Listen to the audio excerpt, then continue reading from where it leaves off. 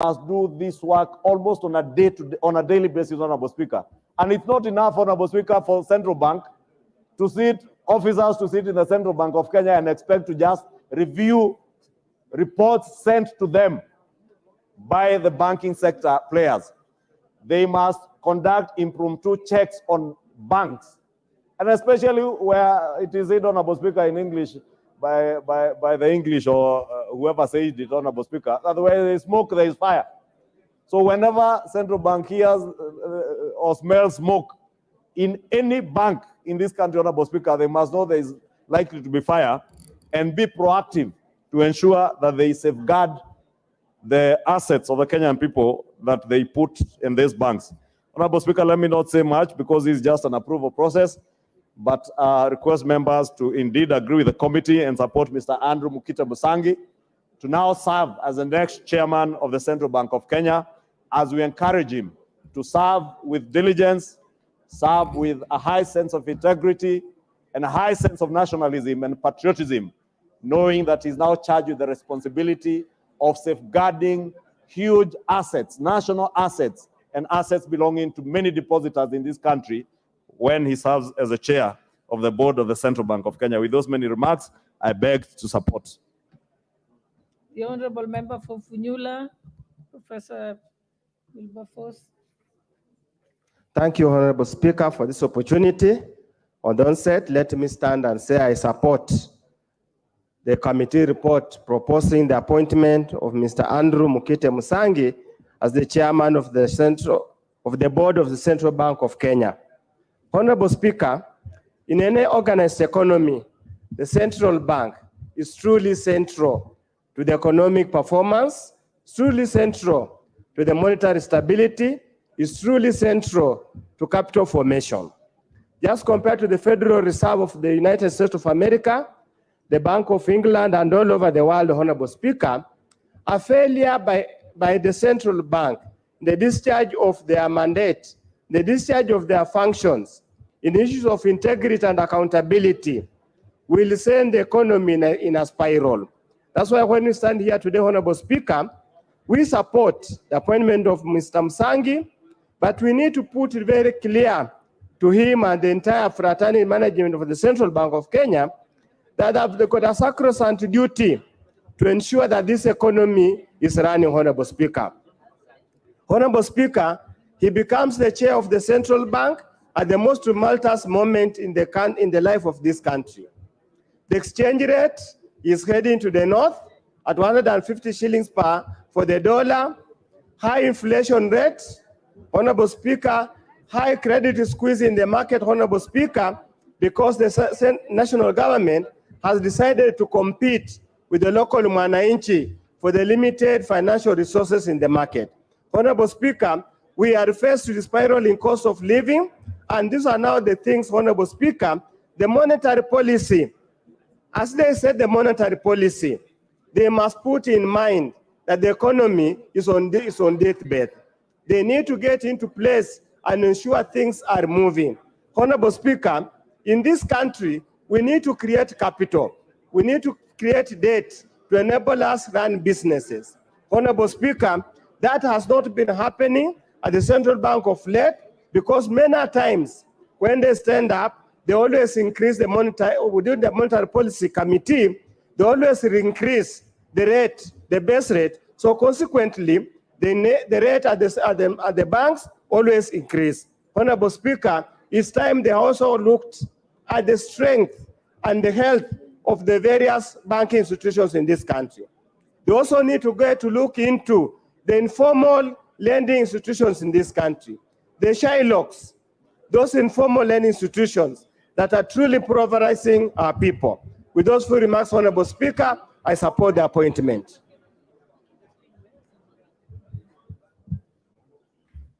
The Honorable Irene Mayaka.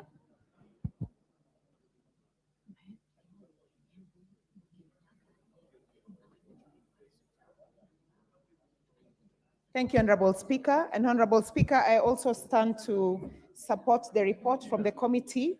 And Honorable Speaker, I just want to say that Wakili Andrew Musangi, having myself worked in the banking industry, and having interacted with him in terms of his assistance and support to a lot of the commercial banks on policy reforms. I also want to support him, and my wish list to him, Honorable Speaker, is that as he assumes office to chair the central bank board, I want to tell him that because, especially with his background as a lawyer, and the fact that the board is actually determined, and one of the key functions is in terms of policy management, I just want to give him a wish list because I know he's a competent man. And one of the things that we are grappling with, Honorable Speaker, is that we don't have stability in terms of our currency. That is one of the areas that he needs to take very serious consideration into. Number two, it is in the area of treasury bills and treasury bonds, because, Honorable Speaker, we are one of the few countries that have a lot of Kenyans who invest in this space, but this space is not digitalized, and sometimes it takes too long. It takes you up to 30 days in this country for you to be able to initiate and start the process of actually investing in treasury bonds. And I want to urge Wakili, as he takes office, to ensure that this particular process is digitalized. Honorable Speaker, in the cryptocurrency space, right now in our country, we do not recognize the cryptocurrency as a legal tender. This is another area that we are lagging behind, Honorable Speaker, and I just want to encourage the incoming chair to ensure that we at least fast track and enable our central bank to start recognizing cryptocurrencies as a legal tender, so that we can then have more Kenyans operating in this space.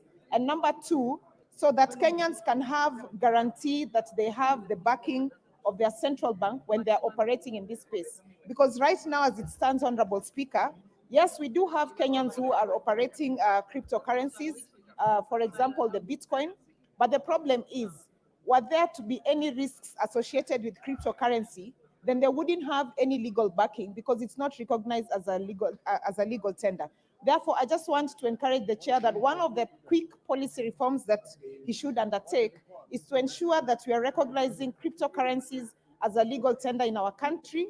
And finally, Honorable Speaker, I just want to also say that because of the digital space that we now find ourselves operating in, and because we do not have sufficient laws that enable us to place ourselves properly in the dynamic nature of the digital reforms, I want to encourage the chair that together with the CEO of the Capital Markets Authority, together with the Communication Authority, that as a country we need to fast track and ensure that we have a digital sandbox that will enable us as a country to be able to safeguard our people against any risks and adversities that come with the nature of not being properly prepared in the digital space and not having the proper reforms. With those few remarks, Honorable Speaker, I'd like to support and wish the incoming chair all the best. I thank you.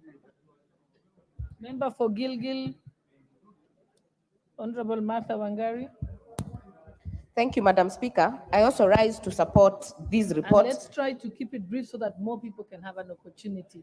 Yes, Madam Speaker, I will be very brief. I support the nomination of Andrew Musangi to be the chair of CBK.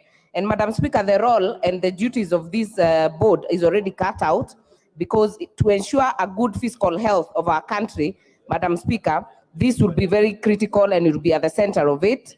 And even the issues to stabilize debt, Madam Speaker, the issue of management of the country's foreign reserves and exchange would be very key. But what I want to contribute to, Madam Speaker, number one, is that we expect better communication strategy from the bank to the people. And Madam Speaker, the reason I say this is that we have very many banks that have gone down or have collapsed, and members of the public have to know this through Twitter or through bloggers, and the following day they are up in arms lining up to take their money, and it ends up becoming a crisis, Madam Speaker. So to actually insulate the populace and to actually protect the monies, because even as in this Kenya Kwanza government, Madam Speaker, we are trying to encourage saving culture of members of the public. But Madam Speaker, if you cannot be sure that your money is safe in a bank, then you end up just having no option, Madam Speaker. So I hope that the new central bank board will be excellent in communication. And Madam Speaker, this Andrew Musangi's career has spanned over 25 years, Madam Speaker. and he has been in very high profile positions in the public domain. So in terms of having the competence, we don't doubt it, Madam Speaker. I just hope that this can be imported, better communication as the lawyer he is. Let us be able to advise our public and not leave them to be able to know these things from the bloggers, to lose money in microfinances, to lose money in cryptocurrency, which is not very well regulated. And Madam Speaker, the other issue that I hope to see is the opening, and I watched his interview, Madam Speaker, and so the issue of money laundering, the issue of corruption. If we are going to stem and deal with corruption, central banks should be at the center of ensuring that we know how exactly money is being laundered in terms of movement in this country, Madam Speaker. The issue of oversight in AIA or appropriation in aid, Madam Speaker, must have central bank at the center of it. So I want to take this opportunity to also wish him all the best and support the report of the committee. Thank you, Madam Speaker. Before we go next, allow me to recognize the presence of St. Teresa Boys High School, Kabula, from Bumula constituency, Bungoma County. And I think I will now allow, I'll allow Honorable Wamboka from Bumula, member for Bumula. Thank you so much, And Honorable keep it Speaker. brief so that more people can have an opportunity. Thank you so much, Honorable Speaker. May I take this opportunity to officially invite our boys from Bumula, St. Teresa's Kabula, in this August House. And that I'm proud, Madam Speaker, to be associated with this school. It is one of my centers of excellence, and they have done well. In my constituency, they have made us proud. In the last examination, they took 47 students to university, and they exceedingly continue to perform well, Honorable Speaker. I'm sure when they go back home, they will be able to appraise themselves of what they have seen in terms of rules and procedures of this House. And in future, we may see MPs and the presidents out of this lot of my boys. Welcome, Wana Teresa's Kabula. Asante sana. Thank you, Honorable Speaker. Thank you, and thank you for keeping it brief. The member for Buri, Honorable Mugambi, and let's keep it brief, as we said.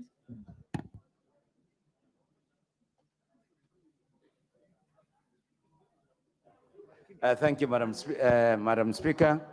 I rise to support the appointment of the nominee, Ms. Msangi, to the position of the Chairman of Central Bank.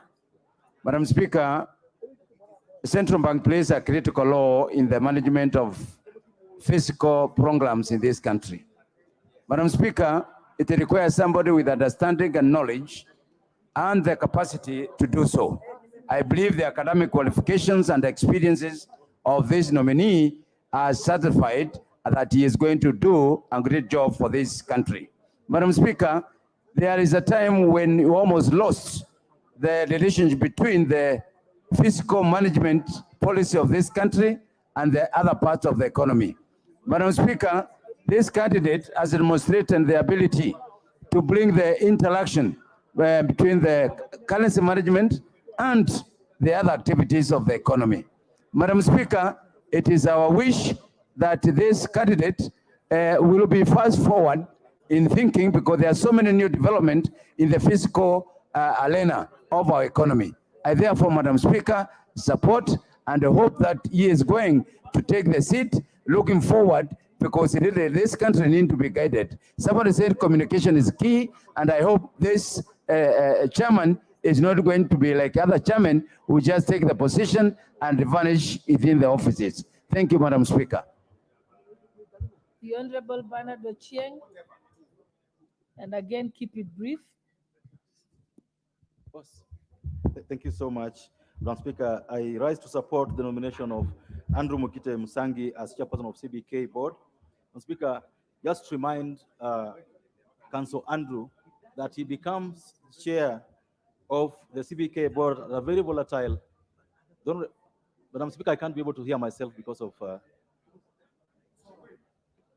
I'm not able to hear myself, so I can't contribute. Kindly keep your consultations low. So Madam Speaker, it's a very volatile economic environment. And Madam Speaker, in this environment, banks are making very heavy profits.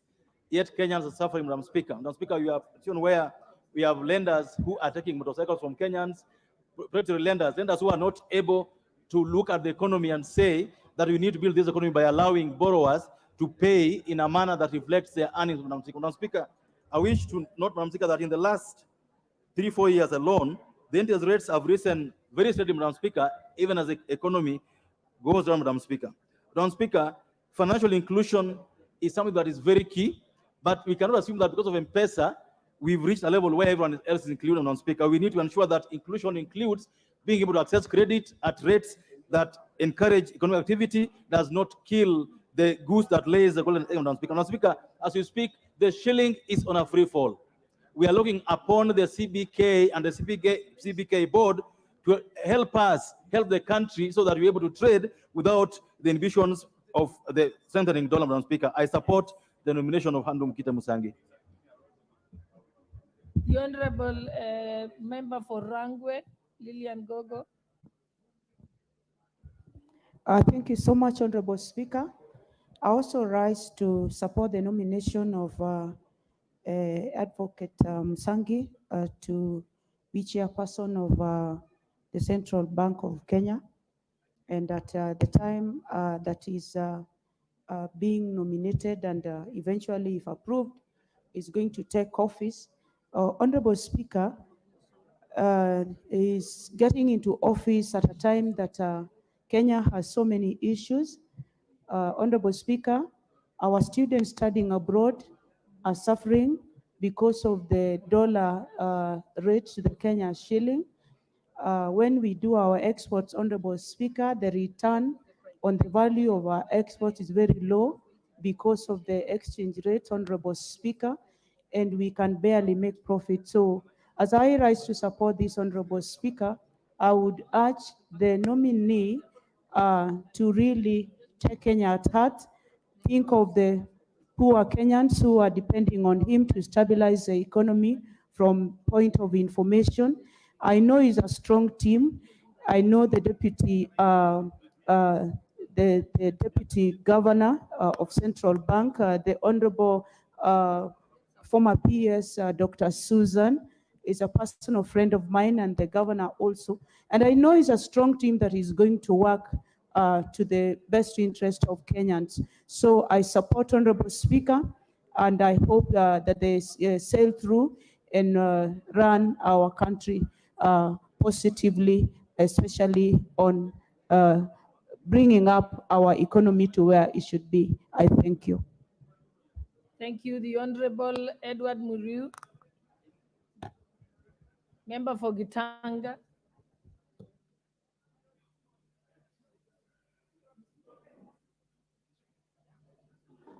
Madam Speaker, thank you for the opportunity. I rise to support the nomination of Mr. Musangi. And Madam Speaker, I want to support with a point of knowledge that Mr. Mukite Musangi is a lawyer of reputation of many years. He has been running very serious law firm. He has been a director in various organizations of reputation, and therefore, Madam Speaker, he's fit and proper to be the chairman of the Central Bank of Kenya.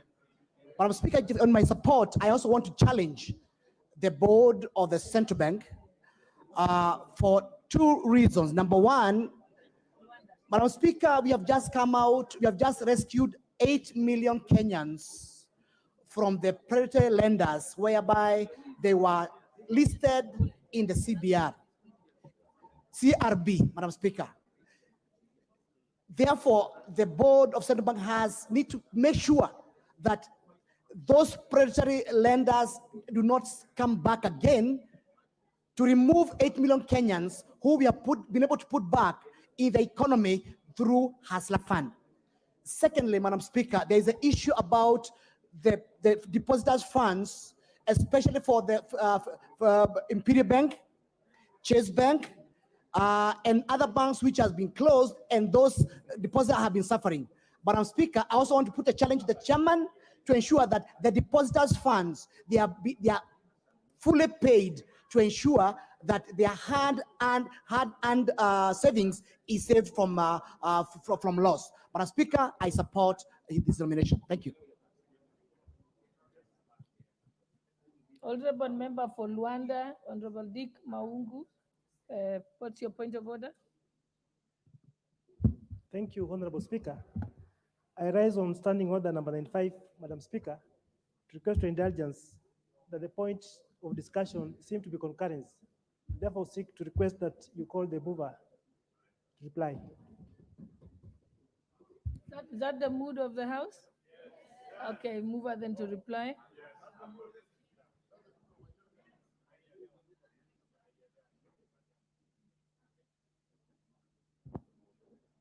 Honorable Speaker, I want to thank the members who have contributed immensely to this particular motion. As a departmental committee that oversights Central Bank, we take keenly the remarks that honorable members have said. We take keenly the remarks on interest rates in this country and making sure that banks actually have competitive interest rates. We take interest in what members have said about safeguarding the deposits of members, where members have talked about some banks have had deposits of members disappear mysteriously in their bank accounts.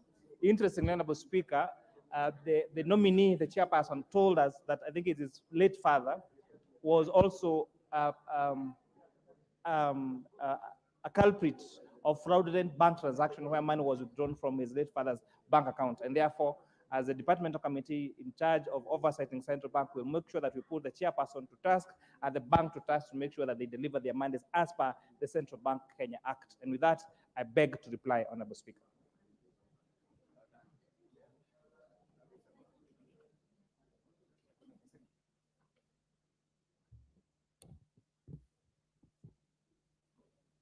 Okay, honorable members, I now put the question that taking into consideration the findings of the Joint Committee of the National Assembly, a Departmental Committee on Finance and National Planning, and the Senate Standing Committee on Finance and Budget, in its report on the vetting of the nominee for the appointment as chairperson of the Board of Directors of Central Bank of Kenya, laid on the table of this House on Thursday, 14th September 2023, and pursuant to Section 11(2)(a) of the Central Bank of Kenya Act, Cap 491, and Section 8(1) of the Public Appointments Parliamentary Approval Act 2011, this House approves the appointment of Mr. Andrew Mukite Musangi as the chairperson of the Board of the Central Bank of Kenya. Will as many as of that opinion say aye? Aye. Will as many as of the contrary opinion say nay? The ayes have it.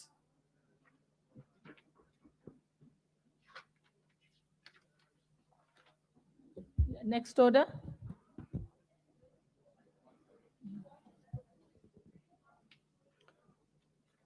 Order number 14, the privatization bill. National Assembly Bill number 22 of 2023. Second reading.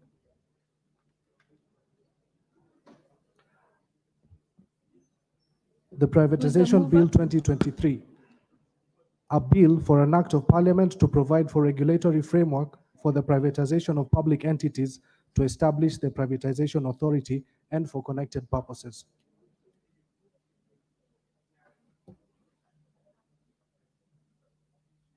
Majority Leader. Thank you, Honorable Speaker. I beg to move that the Privatization Bill, National Assembly Bill number 22 of 2023, be now read a second time. Honorable Speaker, this Privatization Bill 2023 is formulated, Honorable Speaker, as the next generation legal framework that, amongst other things, seeks to overcome the shortcomings and challenges that were associated with the current law, that is the Privatization Act that was enacted in the year 2005. Honorable Speaker, prior to the coming into effect of the Privatization Act of 2005, privatization transactions of the government were guided by the policy paper on public enterprises reforms and privatization of 1998, with the then Permanent Secretary to the Treasury, Incorporation Act as a legal framework. In an effort, Honorable Speaker, to enhance transparency in the privatization transactions, the Privatization Act of 2005 was assented to in the year 2005. However, it was not until the year 2008 that this law came into effect. The Act, Honorable Speaker, established the Privatization Commission, whose mandate is to implement privatization. The objectives of the privatization, as envisaged in this Act, Honorable Speaker, are one, to improve on the infrastructure and delivery of public services by the involvement of private capital and expertise. Two is towards the reduction of the demand for government resources, and also to generate additional government revenues by receiving compensation for privatizations, amongst other objectives.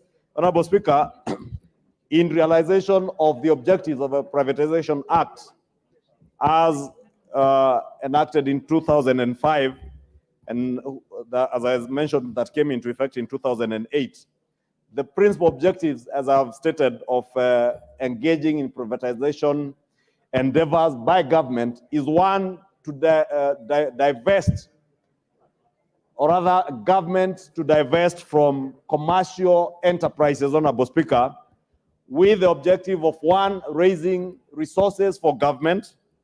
Two, Honorable Speaker, as you have seen with the privatization of many enterprises, government or state-owned enterprises, is to enhance efficiency in the operations of these institutions or organizations, Honorable Speaker, by injecting one, private capital, Honorable Speaker, where government is limited in terms of the amount of capital that you can inject into state corporations, but also to inject, other than capital, Honorable Speaker, private sector expertise into the running of state-owned enterprises, and therefore enhancing efficiency and delivery of services to the public. And Honorable Speaker, I think the most effective of these privatizations, Honorable Speaker, came in the privatization of what was then the Kenya Posts and Telecommunications Corporation, KPTC, that was at one time headed, I think, by the Honorable Chepkonga, on one of the offshoots, was headed by the Honorable Chepkonga, I think, CAK.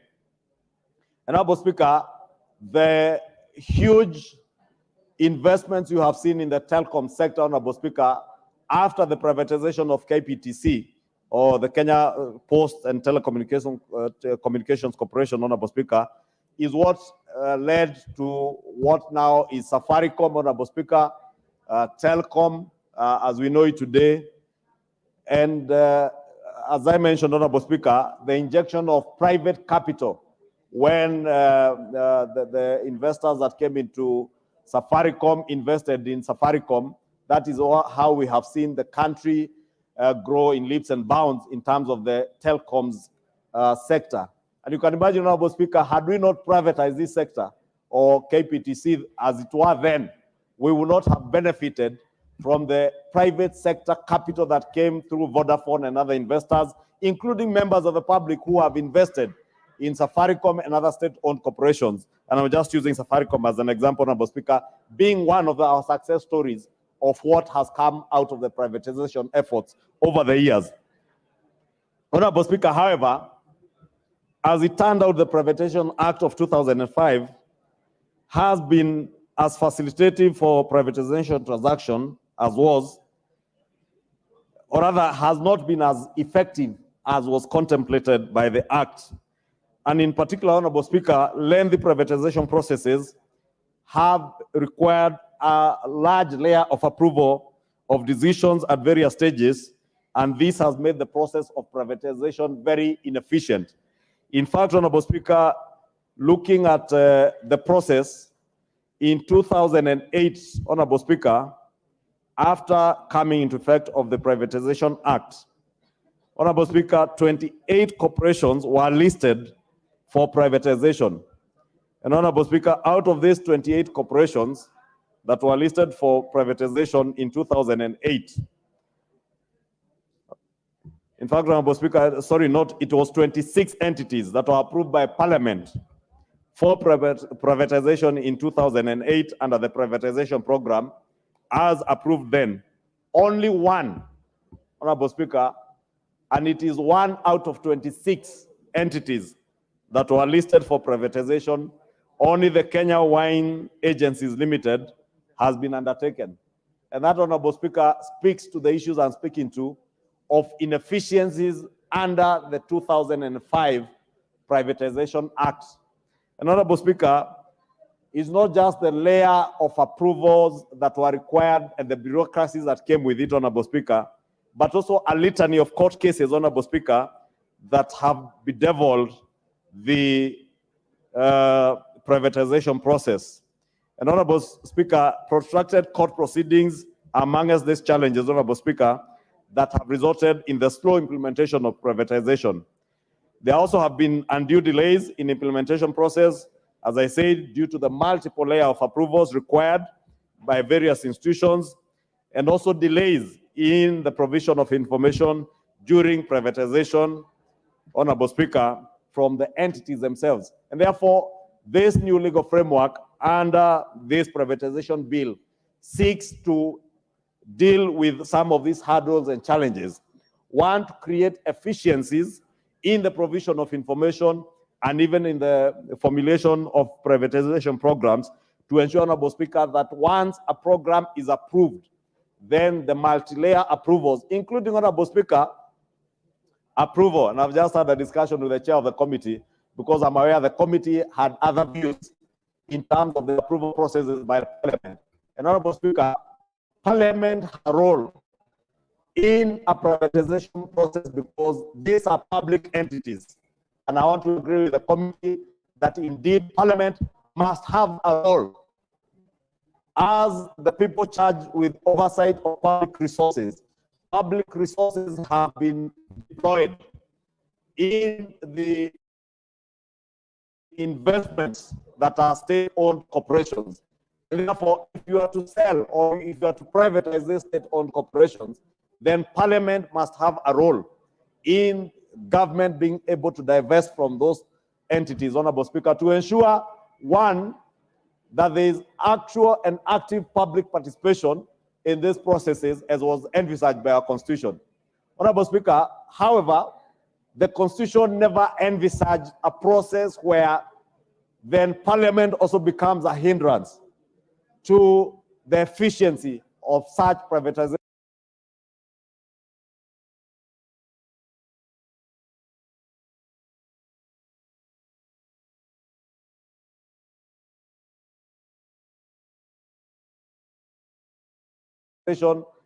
Engagements, Honorable Speaker, and therefore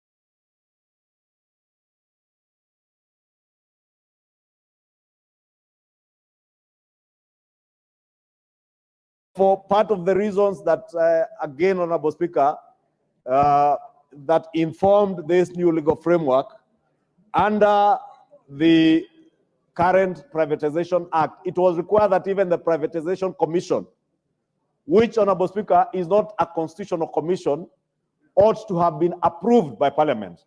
Honorable Speaker, under the 2010 Constitution, because this law was done before the 2010 Constitution, under the 2010 Constitution, it became a prerequisite that only independent constitutional commissions would require the prior approval of Parliament before people taking into office. Honorable Speaker, this new act or this new bill, the privatization bill, Bill number 22 of 2023, seeks to address some of those issues. That since the Privatization Commission is not a constitutional commission, then we must not make it mandatory that members of this commission be approved by the National Assembly.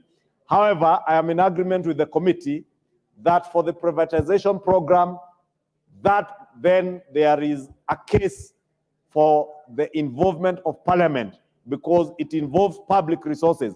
But for the appointment of commissioners to the commission, that, Honorable Speaker, may not require the approval of Parliament because in line with the Constitution of 2010, only independent constitutional commissions require the approval of Parliament. Honorable Speaker, this new bill seeks now to succeed, or rather to create a new body, the Privatization Authority. Honorable Speaker, I think they're calling it the Privatization Authority. And this Privatization Authority, Honorable Speaker, will be the successor of the Privatization Commission.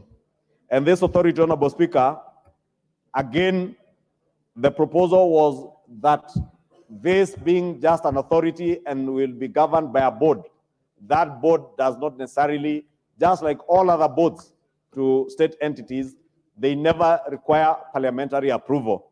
And I think we have had consultations with the chair and the committee that we do agree with what is provided for in the bill, that the board then can be set up without necessarily coming to the National Assembly or to Parliament for approval. However, Parliament has a role in oversighting that board in their dealings in matters to do with privatization.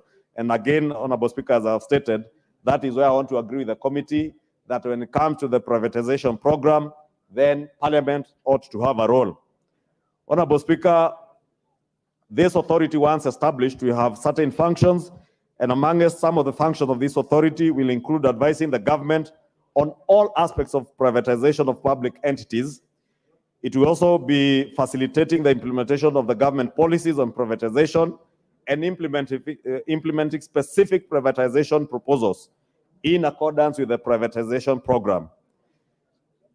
Honorable Speaker, Part 2 of this bill is what members will see provides for the function of this board, and also the function of the Cabinet Secretary, which will include providing policy direction on matters related to privatization and developing and formulating the privatization program, which, Honorable Speaker, I'm saying that is where now, as we go into the third reading or committee of the whole, Honorable Speaker, we should look at how we can then get Parliament or the people's representatives being involved, either in the approval of the privatization program or the policies as the CS will formulate.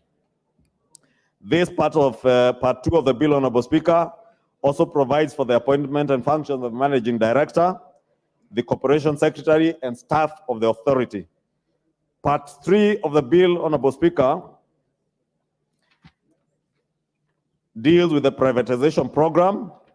And if you go to clause 18, Honorable Speaker, of the bill, it provides that a privatization program shall be formulated by the Cabinet Secretary in accordance with the Act, that is the Privatization Act, and approved by Cabinet. It will specify the public entities identified and approved for privatization and serve as a basis upon which the privatization shall be undertaken. This part also, Honorable Speaker, makes provisions for the formulation of the program, which includes identification of entities to be included in the privatization program, in line with the considerations, public consultations during development and notification of, by Parliament before implementation of the program. It further specifies the validity period of the program as not exceeding 5 years from the date of gazettement, and such validity may only be extended for a further 12 months or a further 1 year. Therefore, such a program, Honorable Speaker, in line with this part, means that a privatization program can only run to a maximum of 6 years. Honorable Speaker, you can imagine the privatization program of 2008 of those 26 state corporations. As I've mentioned, only Qual, or the Kenya Wines Agencies, has been successful, and the program has been in existence from 2008. We are now in the year 2023, that is 15 years later. We are now putting a time limit under this new act that such a privatization program can only run for 5 years. And if within 5 years you have government has not finished that program, they can only seek a further extension of only 12 months to be able to conclude that program. So that, again, Honorable Speaker, we ensure that there is efficiency in the privatization of state-owned entities. Honorable Speaker, there is a reason as to why there is a time limit, Honorable Speaker. And this is informed by the fact that for you to be able to derive actual value from state entities that you want to privatize, then time is of essence, Honorable Speaker. Not just in terms of the time value of money, but also, Honorable Speaker, you can imagine there are entities or state-owned entities whose value today will not be the same 15 years down the line. And therefore, there are state entities that government envisaged to privatize 15 years ago, and we have derived very good value out of those state entities. But because of advancement in technology and changes in the global economy, some of those state entities have now become moribund, and even the technologies they are applying, Honorable Speaker, are not technologies, Honorable Speaker, that would derive value in today's world. And therefore, the Kenyan people or the public will not derive the true value of an entity if the process is so protracted and runs for 15 years, as was happening under the old Privatization Act. Therefore, Honorable Speaker, under this new privatization bill, we will seek to ensure that there are timelines, strict timelines, under which to implement a privatization program. So that if you are privatizing, for instance, a technology-based company, you do not take 5, 6, 7, 8, 10 years, and by the time you are seeking to privatize, the value of that company has dropped to almost negligible figures, and therefore the public loses value. The intent of this bill, Honorable Speaker, if it becomes an act, Honorable Speaker, is to ensure that we derive value at the right time when we can derive the maximum value out of the state-owned enterprises that we seek to privatize. And I do hope, Honorable Speaker, that members will support this bill to ensure that we never lose value. Honorable Speaker, you have seen how the Honorable Angwe has been active in pushing through the sugar bill. You can imagine, Honorable Speaker, if, for instance, the sugar companies in the Western Kenya belt and parts of the coast were privatized, say 10, 15 years ago, the value we would have derived out of those sugar companies, that some that we have been just talking about their privatization, but it has never happened. And I want to pray, Honorable Speaker, that this time round, we shall get it right. So that, Honorable Speaker, we do not punish another generation. We have wasted 15 years trying to privatize state-owned entities. Some, Honorable Speaker, if you visit some of the state-owned entities that were earmarked for privatization, they are basically dead, Honorable Speaker. Some today, if you were to privatize them today, you would sell them for a song or for no value, Honorable Speaker. But had we done it at the right time, Honorable Speaker, we would have derived value for the public. Those entities would have become more efficient. We would have been able to deploy private capital, therefore enhancing efficiency in the operations of those entities. We'd have been able to deploy private expertise or expertise from the private sector. Honorable Speaker, I mentioned the sugar industry because it is one such case where, Honorable Speaker, whether you go to Mumias, whether you go to Nzoia, whether it is Sony Sugar, Honorable Speaker, you'll be shocked that the kind of equipment that is in those sugar companies, Honorable Speaker, are so moribund and inefficient that it becomes so expensive to run those entities. And that is the reason why you will see the people of Mumias, every successive administration from the Kibaki administration to the Kenyatta administration, now with the exception of the Ruto administration, has pumped money into Mumias. But what have we derived out of the money that we have pumped into Mumias, Honorable Speaker? Absolutely nothing. So we have wasted a lot of public resources pumping into inefficient entities, Honorable Speaker, and that is what is informing this privatization bill, that we will enhance the efficiency with which we privatize state-owned entities so that we deploy private capital, private expertise, private technology, from the private sector, Honorable Speaker. If we had deployed private expertise in Mumias, Honorable Speaker, the cartels that have been running the sugar sector in Kenya would have been driven out of business years ago. And I must take this opportunity, Honorable Speaker, to commend His Excellency the President.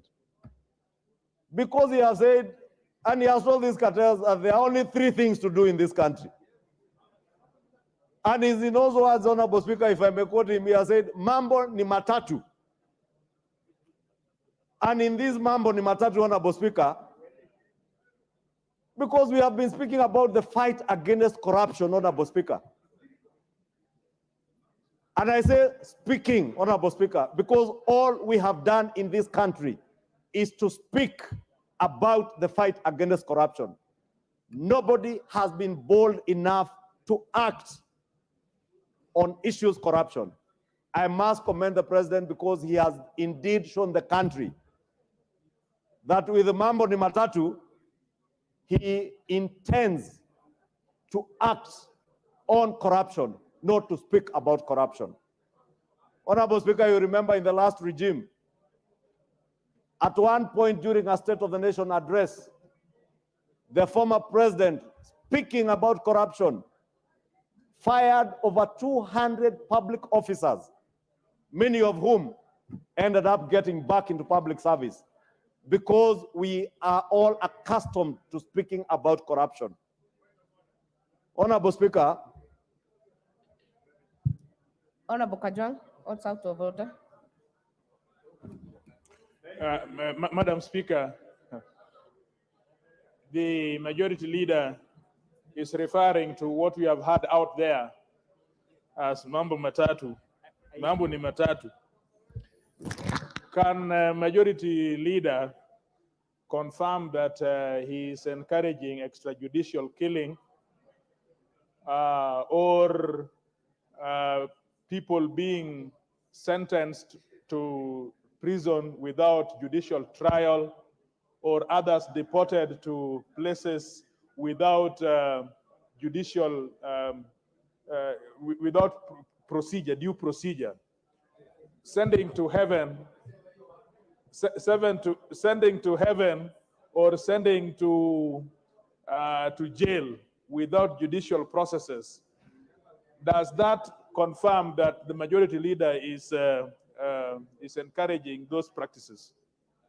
Majority leader, did you encourage extrajudicial killings? You know, Honorable Speaker, you know, my good friend TJ, knows I have never encouraged anything extrajudicial. In fact, under the last regime, when people were cheering extrajudicial killings, when bodies were being fished out of Rivayala,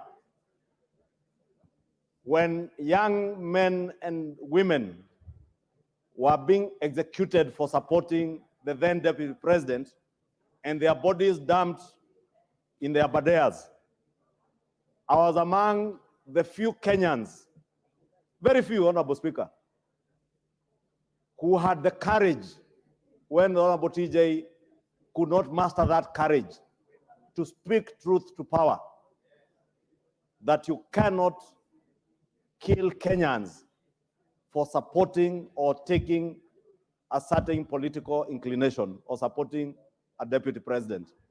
Honorable Speaker, the book of Ezra 7:26 is what I would just want to read for my good friend TJ, who I know is a Christian, because it's called Tom Joseph Kajwang. Therefore, Honorable Tom Joseph Kajwang, the book of Ezra 26, Ezra 7:26, says that whoever does not obey the law of your God and the law of the king must surely be punished by death, banishment, confiscation of property, or imprisonment. Mambo ni matatu. Honorable Speaker, the Holy Book in the book of Ezra speaks about banishment for those who do not obey the law. If you engage in Honorable corruption, Kajwang. you must be banished. Majority Leader, Honorable Kajwang, what is out of order? Now, Madam Speaker, the debate is getting lively, but the majority leader is really getting it rough. Because first of all, now he's postulating that the laws of this country are being led by Torah, and he is now giving a Christian background to demonstrate that extrajudicial killing and the rule of kingship, that perhaps is even right, that the regime in which we are under is a kingdom led by the kings, and if you dare face the king, then you are banished or you die. Is that the position that the majority leader is espousing? Majority, Honorable Sunkuli, what is out of order? What is out of order, Madam Speaker, is that the Honorable Ishungwa, the leader of majority, needs to explain to us maybe, because he's quite knowledgeable, of how the third option of going to heaven can be exercised without death. And also, Madam Speaker, to explain to us how Ezra, written 5,000 years ago, applies in a situation where democracy is now reigning. Because during the days of Ezra, there was only one person, that was God, and the other person was the king. Here, we have neither the king and God is for us all. But I'm more interested in knowing whether he also believes that there is a way of going to heaven like the Holy Mary. You've made your point. I don't know how you know who was there, but majority leader continue. Honorable Speaker, you know, now the Honorable Sunkuli is inviting me into a class of theology. And because I am a Christian, member number 39 of Gikambura District of the Presbyterian Church of East Africa, Reverend Musagitao PCA Church, I will invite the Honorable Sunkuli to my church during one of the cell group meetings, and I'll take him on a class on theology, so that he knows when the Bible speaks about the king is the Lord, not the earthly kings. And that also answers Honorable TJ. When the Bible speaks about banishment for the corrupt, for the sugar cartels, that is why they have been told mambo ni matatu, uhame Kenya, uende jela, ama utafute tikiti ya kwenda binguni. If you want to find a ticket to heaven, accept the Lord and know corruption is evil. And I want to invite the Honorable TJ, the Honorable Sunkuli, and all our other colleagues, please accept to get the ticket to heaven by not just speaking about corruption, but acting against corruption. These sugar cartels, Honorable Speaker, rode on state capture in the last regime. And Honorable Speaker, because we are talking about those three things, those three choices, Honorable Speaker, probably I would add a fourth option, that maybe it is time that we now begin to have the conversation on the establishment of a state capture commission,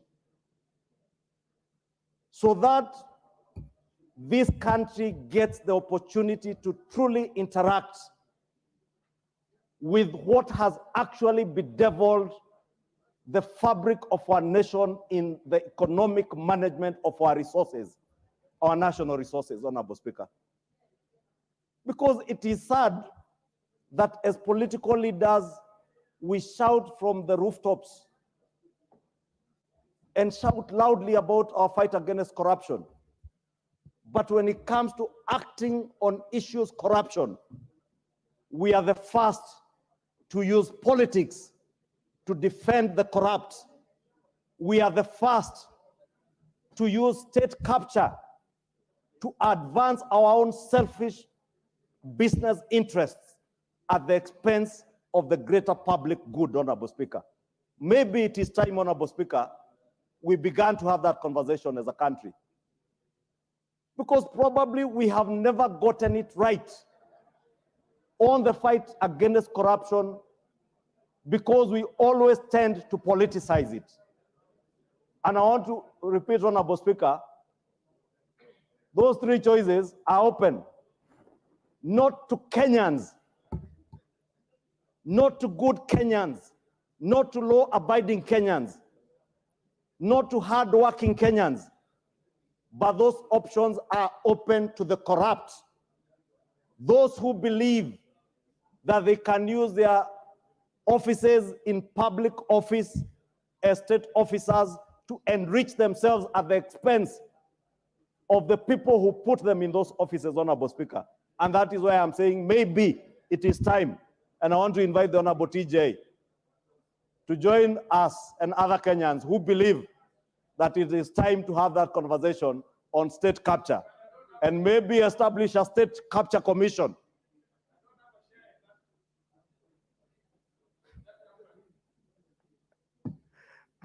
Honorable Speaker, I would have ignored what the Honorable TJ is saying, that he has no shares in that company. I do not know which company, but I know, because I can hear what he's saying from his position.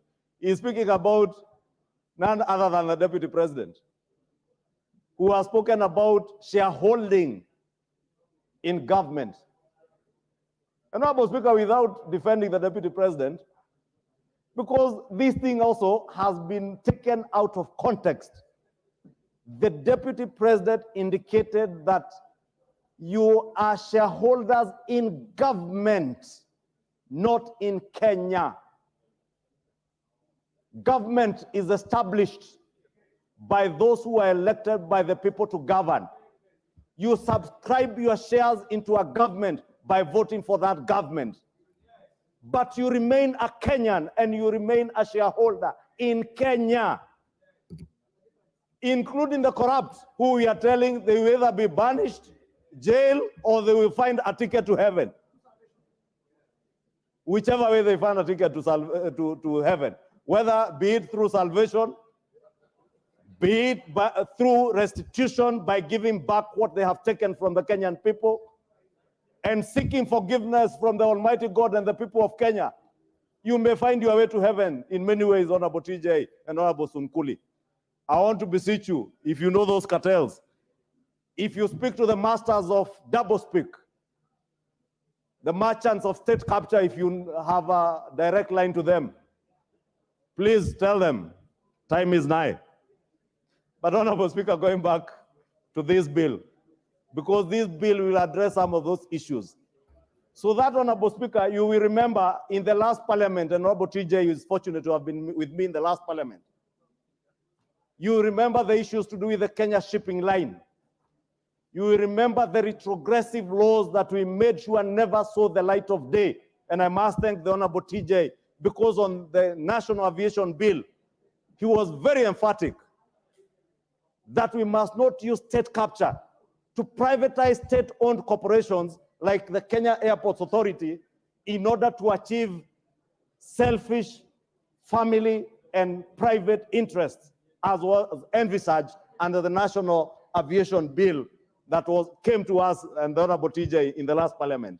Honorable TJ and members, honorable members, I want to invite you that this is a law that will ensure never again in this country shall a president, and I repeat again, Honorable Speaker, never again shall a president in this country use his office, use state capture to advance the interests of a family or his own private interests, or indeed, for that matter, any member of the executive. This House must take its place to ensure that we play our oversight role, to ensure that never again shall anybody in the executive use state capture to take over state-owned entities.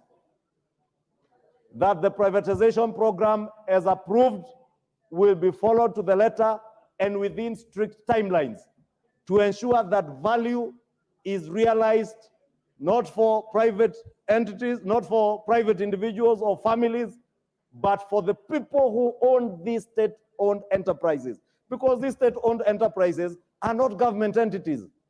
These are public entities owned by the people of Kenya, Honorable Speaker, and we must protect them. We must ensure that if they are to be sold, they are not sold for a song. The people of Webuye will tell you in Western Kenya, in Bungoma County, they will tell you what happened to Webuye paper mills. And it is the same cartels under state capture, Honorable Speaker, that utilize state capture in the pretext of privatization to take over Webuye paper mills. They have killed all our sugar industries, state-owned sugar industries, to advance the private interests of private sugar mills, Honorable Speaker. And you do that because you know you are protected by those in power. Honorable Speaker, it is my submission today that those things now will become a thing of the past. And I want to invite all members of this House, Honorable Speaker, not only to support this bill, Honorable Speaker, not only to speak about corruption, but to act against corruption. Let us not be excited in defending the corrupt. Let us not be so quick to rise. Not only to defend, but to protect cartels that are injuring and killing our people in Western Kenya and other parts of the country through corruption, Honorable Speaker. Honorable Speaker, I have said too much, probably more than I should have said, but this bill, Honorable Speaker, speaks volumes as to how we will ensure that we privatize our state-owned entities, derive maximum value for our people, enhance efficiency in the provision of services through these corporations, utilize private capital and private expertise in the running of state-owned enterprises, Honorable Speaker, grow wealth, not just for those that invest in these state entities, but also grow wealth for our country, Honorable Speaker. And more importantly, Honorable Speaker, ensure that the Kenyan people indeed enjoy the fruits of their labor, because it is their labor that has provided taxes that have been invested in these state-owned entities. And therefore, through their elected representatives, Honorable Speaker, they will be able to oversight how these entities are privatized.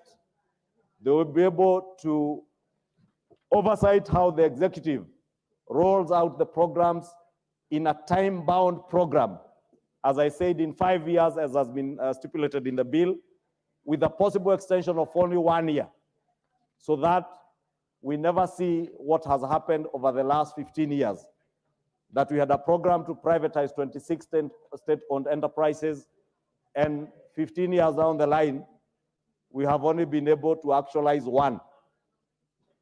I pray, Honorable Speaker, that this Parliament will midwife a new legal framework that will see us privatize state-owned enterprises, so that also as we appropriate resources, Honorable Speaker, we no longer have to appropriate national government resources towards the running of state-owned enterprises, which, if they were injected with private capital and we brought in private sector expertise in the running of those enterprises, they would be contributors to the exchequer.